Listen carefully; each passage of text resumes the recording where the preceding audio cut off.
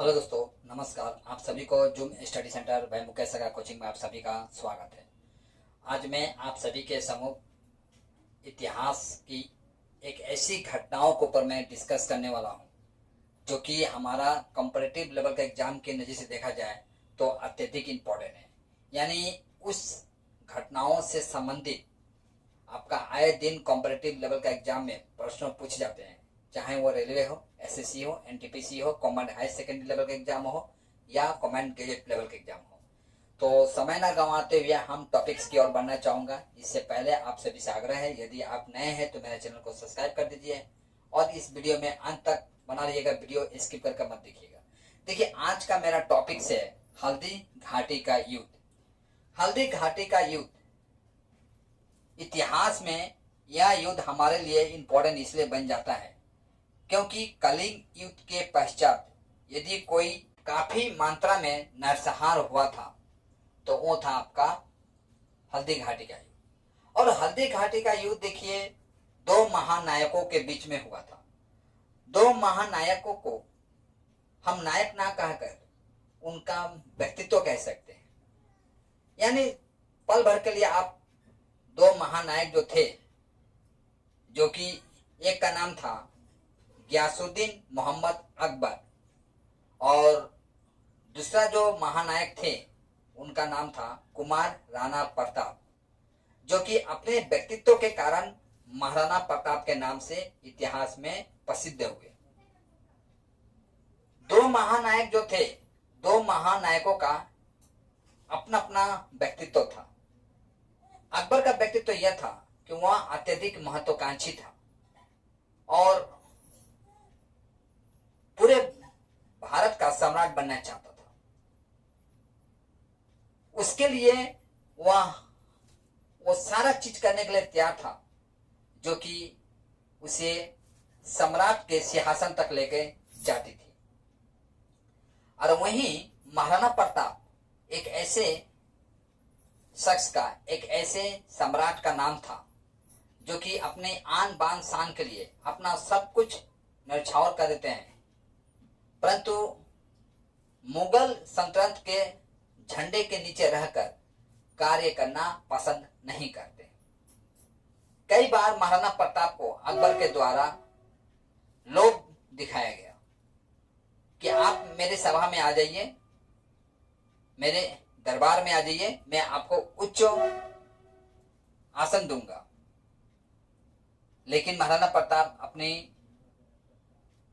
मातृभूमि के प्रति, मातृभूमि के जिम्मेदारियों के प्रति इतना सजग थे कि उन्होंने इस तरह का लोभ को दरकिनार कर दिया और उन्होंने अपनी मातृभूमि से गद्दारी नहीं की। लेकिन यहीं पर देखा गया कि कुछ ऐसे राजपूत भी थे जो कि अपने मातृभूमि से गद्दारी करते हैं। उनमें से एक राजपूत का मैं नाम लेना चाहूंगा, वो थे मान सिंह। आगे मैं बताऊंगा किस तरह से मान सिंह अपने सहजमीन, अपना देश, अपना जन्मभूमि से गद्दारी करते हैं। देखिए, अकबर जो था अत्यधिक महत्वाकांक्षी तो था ही, साथ में यह भी देखा गया कि उसकी जो रणनीति जो था कहीं ना कहीं अन्य धर्मों की तुलना में इस्लाम धर्म को सर्वश्रेष्ठ रखता था। यही कारण है कि अकबर जो है दीन ए इलाही एक धर्म का भी प्रचार प्रसार करता है और उसका दीन ए इलाही आगे मैं बताऊंगा दूसरे वीडियो में आपको कि दीन ए इलाही एक ऐसा धर्म था जिसका मुखिया जो था स्वयं अकबर था। यानी दीन ए इलाही के ऊपर मैं आज विशेष बातें नहीं करना चाहूंगा क्योंकि आज का मेरा टॉपिक है हल्दी घाटी का युद्ध।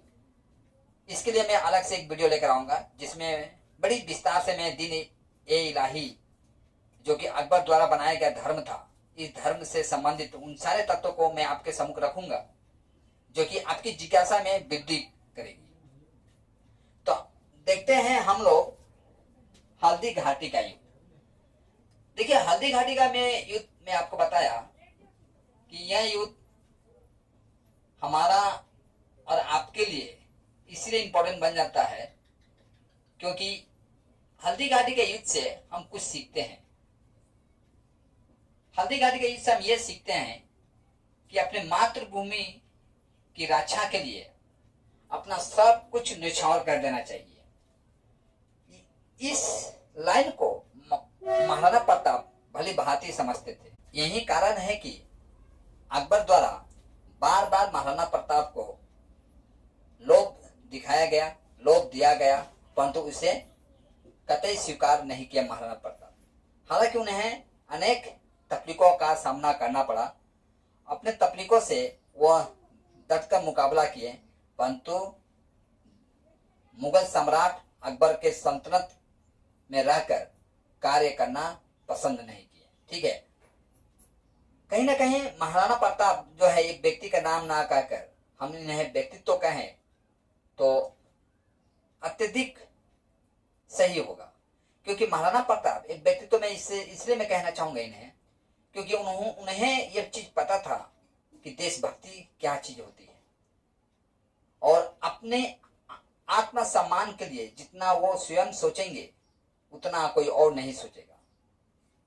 यह लाइन जो है महाराणा प्रताप को अच्छी तरह पता था। यही कारण है कि कभी कभी यह भी देखा गया कि उनके सहयोगी जो थे वो भी समझाते हैं महाराणा प्रताप को कि आप अकबर की अधीनता स्वीकार कर लीजिए, लेकिन महाराणा प्रताप जो हैं अकबर की अधीनता को स्वीकार नहीं करते। तो चलिए देखते हैं महाराणा प्रताप से संबंधित जो हल्दी घाटी का युद्ध है। तो पहले तो हम ये जानते हैं कि हल्दी घाटी का युद्ध कब हुआ था। तो यह युद्ध हुआ था आपका 18 जून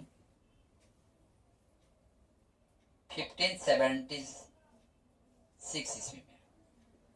देखिए हल्दी घाटी, इसका नाम इसलिए हल्दी घाटी पड़ा क्योंकि हल्दी घाटी जो रणभूमि जो था वहां की मिट्टी जो था वह गोरा हल्दी के समान पीला रंग का था। यही कारण है कि उस प्रांत का नाम हल्दी घाटी नाम रखा गया। हल्दी घाटी देखिए ये वीरों की भूमि है। आज भी लाखों की संख्या में पर्यटक वहां जाते हैं। हल्दी घाटी के जो सरजमीन है उस जमीन से मिट्टी लेकर आते हैं। वो मिट्टी जो है एक ऐसे शूरवीर को पैदा की थी जो कि इतिहास में सुनहरे अक्षर से उनका नाम लिया जाता है, महाराणा प्रताप। ठीक है, तो ये हल्दी घाटी का जो प्रांत है ये कौन सा जिला के अंतर्गत आता है? तो यह जिला आपका राजसमुंद्र जिला के अंतर्गत आता है। आप चाहें तो कभी जाकर देख सकते हैं। ठीक है,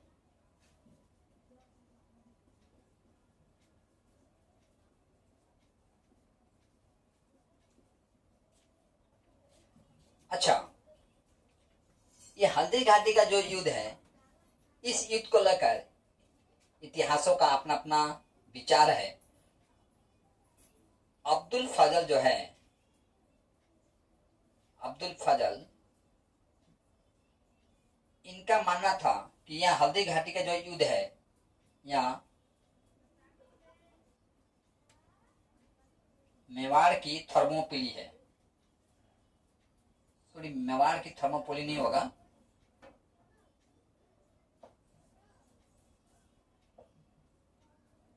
खमनौर का युद्ध है।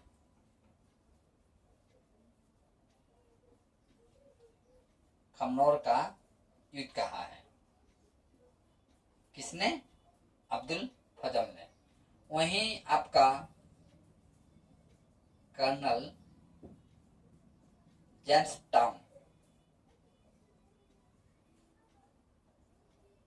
टाउन ने इस युद्ध को मेवाड़ की थर्मोपोली कहा है। अपना अपना इतिहासकारों का अपना अपना विचार है। वहीं आपका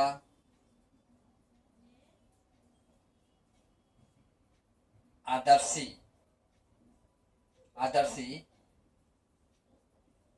लाल श्रीवास्तव, लाल श्रीवास्तव ने इस युद्ध को बादशाह बाग का युद्ध कहा है। ठीक है, देखिए कलिंग का युद्ध जो है, जैसे कि मैं आपको बताया कि कलिंग का युद्ध, हल्दी घाटी का युद्ध जो है, कलिंग युद्ध के पश्चात सबसे भयानक यदि कोई युद्ध लड़ा गया था तो वो था आपका कलिंग का युद्ध। ठीक है, आपको कमेंट बॉक्स में बताना है कि कलिंग का युद्ध कब हुआ था और किसके किसके बीच में हुआ था। ठीक है, तो कलिंग का युद्ध जो है दो महानायकों के बीच में हुआ था। एक था आपका अकबर और दूसरा सम्राट थे महाराणा प्रताप।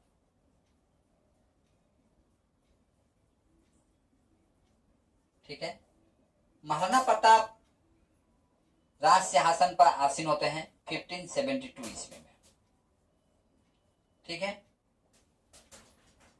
कलिंग का युद्ध देखिए, जैसे कि मैं आपको बताया कि महाराणा प्रताप को मनाने के लिए अकबर जो है कई शासकों को भेजता है, माने छोटे छोटे प्रांतों के जो शासक थे, क्योंकि अकबर क्या करता था, जो छोटे छोटे प्रांतों के जो राजा होते थे उन्हें वो परास्त कर देता था और पुनः वो प्रांत जो है उन्हें समर्पित कर देता था। इससे दो फायदा होता था। पहला फायदा यह होता था कि छोटे छोटे प्रांतों के जो राजा जो थे वह कभी भी इसके विरुद्ध में हथियार नहीं उठाते थे, और दूसरा फायदा यह होता था कि वो छोटे प्रांत के जो राजा जो थे इसका कट्टर दोस्त बन जाते थे, यानी उसे अकबर के लिए अपना सर तक कटवा सकते थे।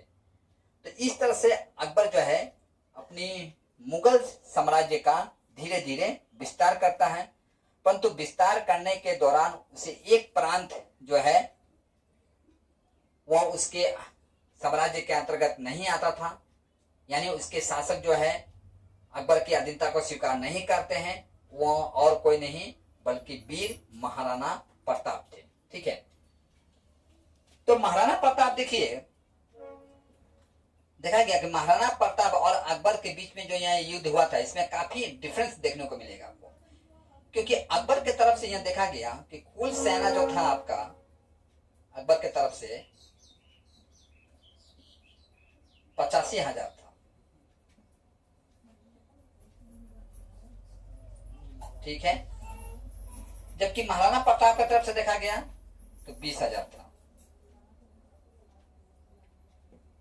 इस युद्ध में अकबर की तरफ से जो सैनिक स्वर्गति प्राप्त किए थे उनकी संख्या था 7,800। स्वर्ग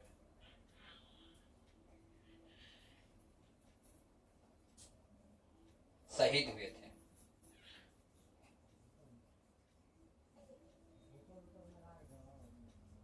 जबकि महाराणा प्रताप की तरफ से देखा गया 1,600 सैनिक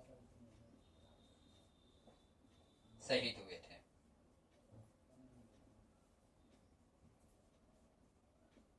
ठीक है, अकबर का सेनापति कोई और नहीं बल्कि मान सिंह था।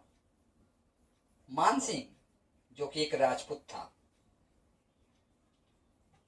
और आपसी मतभेद यानी आपसी जो छोटी मोटी जो झगड़ा जो था उस झगड़ा को कहीं ना कहीं बदले के रूप में लेते हुए मान सिंह जो है आपका अकबर का कट्टर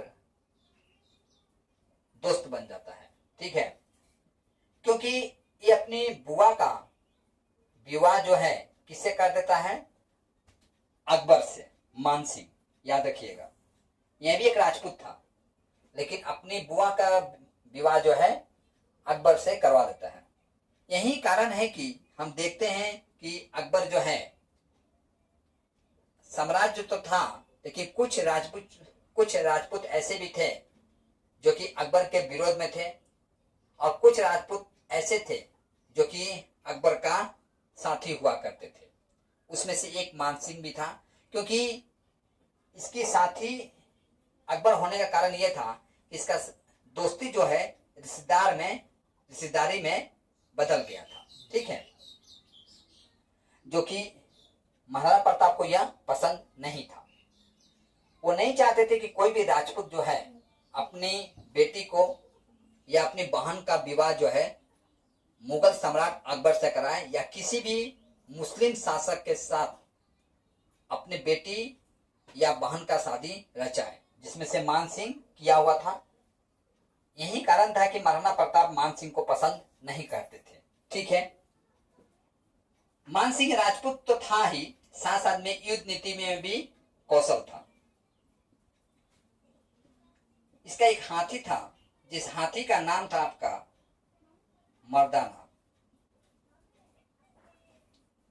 हाथी का नाम। वहीं महाराणा प्रताप का हाथी का नाम था राम प्रसाद,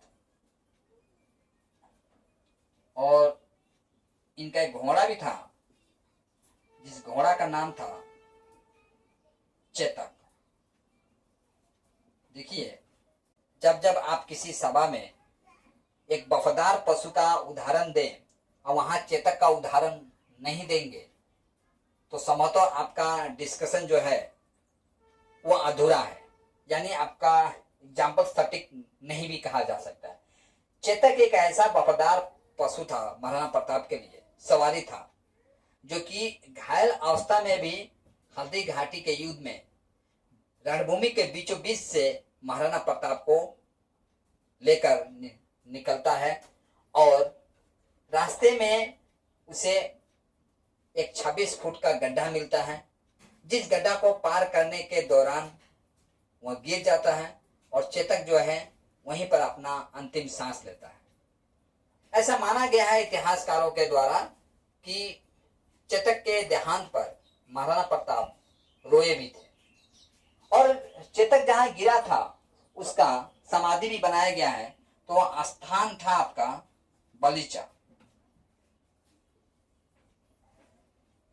बलीचा में इसका समाधि भी है चेतक का, आज भी यह मौजूद है। ठीक है, देखिए महाराणा प्रताप किस तरह घायल होते हैं, मैं थोड़ा उस पर भी डिस्कस कर देना चाहूंगा।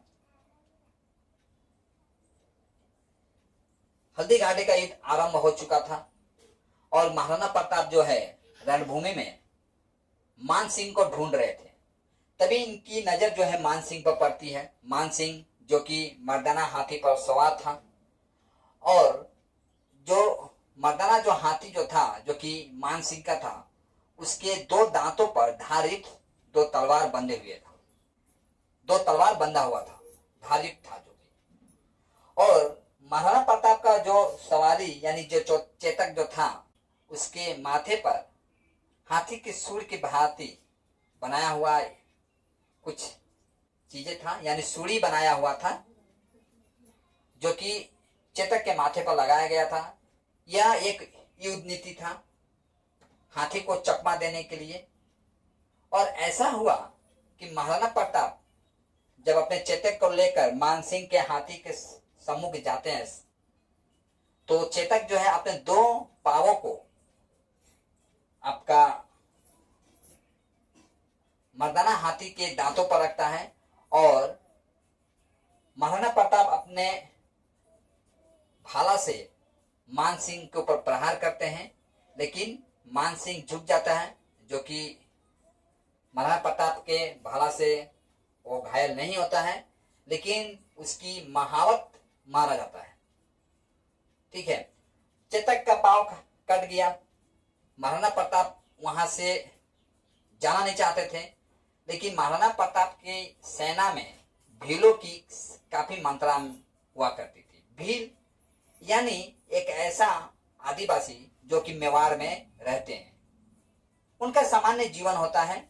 महाराणा प्रताप उनके साथ बहुत घुले मिले हुए थे, और भील जो थे महाराणा प्रताप को बड़ा प्यार से कीका कहकर पुकारते थे।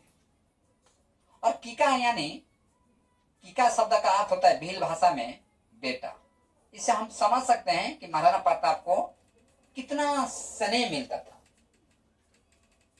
ठीक है, भील बताता है कि महाराज यदि इस रणभूमि को जीतना चाहते हैं, यानी इस युद्ध को जीतना चाहते हैं, तो आपको चेतक को लेकर निकलना पड़ेगा। आपका जान खतरा में पड़ सकता है। महाराणा प्रताप युद्ध से जाने वाले नहीं थे, रणभूमि से पीठ दिखाकर नहीं जाना चाहते थे।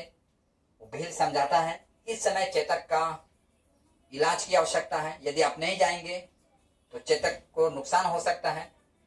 ऐसा मानता है कि चेतक की अवस्था को देखते हुए महाराणा प्रताप रणभूमि से जाने का फैसला लेते हैं, जाते हैं। लेकिन अंतिम समय में यह होता है चेतक उन्हें छोड़कर चला जाता है, यानी स्वर्ग पधार लेता है। ठीक है, महाराणा प्रताप का थोड़ा व्यक्तित्व के बारे में भी यदि जाए हम तो थोड़ा ये देख लेते हैं कि महाराणा प्रताप का व्यक्तित्व कुछ विशेष था। क्यों विशेष था? कि इनका हाइट जो था आपका, यह हाइट इसलिए था 7 फुट 2 इंच था इनका ये हाइट था। ठीक है, और उनका वेट देखा गया महाराणा प्रताप का, इनका वेट था आपका महाराणा प्रताप का 110 केजी। और उनका जो तलवार जो हुआ करता था, जिस तलवार से कई मुगल शासकों का सर धड़ से अलग किया था, उसका वजन था आपका 104 केजी। वह भी 2 तलवार हुआ करती थी उनके कमर में। ठीक है, 2 तलवार इसलिए हुआ करती थी क्योंकि महाराणा प्रताप जब भी अपने शत्रु को वार करते थे और उनके पास, यानी शत्रु के पास यदि एक तलवार ना हो तो क्या करते थे, अपना तलवार निकाल कर दे देते थे। यानी निहत्थे पर महाराणा प्रताप कभी भी वार नहीं करते थे। ठीक है, इसलिए मैं आपको इस सेशन का स्टार्टिंग में ही कहा, महाराणा प्रताप एक शासक का नाम नहीं है, एक सम्राट का नाम नहीं है, एक व्यक्तित्व का नाम है। ठीक है, महाराणा प्रताप जैसे युवा जो है, आज भारत की जनसंख्या का यदि 60% भी रहा तो भारत को सुपर पावर बनने से कोई नहीं रोक सकता है। ऐसा उनका व्यक्तित्व था। ठीक है, इनका जो भाला जो था, भाला का वेट था आपका 81 केजी, और इनका कवच जो था, ठीक है, कवच था 72 केजी। आप इन सारे जो मैं केजी दिया हूं इसका थोड़ा कैलकुलेट करके देखिएगा और तब सोचिएगा क्या वो व्यक्ति हुआ करते थे जो कि 110 केजी के थे और इतना भारी भारी सामाना हथियार लेकर वो चलते थे। हमारे ऊपर तो 50 किलो का बस्ता रख दीजिए तो हम माटी के तले दब जाएंगे। ठीक है, तो देखिए अकबर जो है महाराणा प्रताप को मनाने के लिए कई अपना दूतों को भेजता है, जिसमें से देखा गया पहला दूत यह था आपका जलाल खान कोर्ची, जो कि आपका 1572 ईस्वी में महाराणा प्रताप के दरबार में जाता है पर खाली हाथ लौट के आता है। ठीक है, दूसरा था आपका मान सिंह तो अपमान हो गया आता है। ठीक है, ये कब पहुंचता है आपका, ये पहुंचता है आपका जून महीना में 1573 ईस्वी में। मान सिंह से जब काम नहीं बना तो अकबर सोचा कि चलो मान सिंह का पिताजी को भेजते हैं, संभवतः काम बन जाए। इसका पिता का नाम था, मान सिंह का पिता जो थे उसका नाम था भगवत दास जो है आपका सितंबर 1573 ईस्वी में महाराणा प्रताप के दरबार में जाता है, परंतु इसे भी खाली हाथ लौट कर आना पड़ता है। तीनों से जब काम नहीं बना अकबर का तो अंतिम दूत भेजता है, इसका नाम था आपका टोडरमल। ये टोडरमल जो था ये आपका अकबर का वित्त मंत्री हुआ करता था और काफी ज्ञानी भी था। ठीक है, यह पहुंचा है आपका दिसंबर 1573 ईस्वी में, लेकिन इसे भी निराशा हाथ लगता है। एक समय ऐसा आता है जब महाराणा प्रताप हम सभी को छोड़कर चले जाते हैं, यानी 5 तत्वों में विलीन हो जाते हैं। वह समय था आपका 29 जनवरी 1597 ईस्वी में। 56 वर्ष की अवस्था में वह स्वर्ग सिधारते हैं और 25 वर्ष तक शासन करते हैं।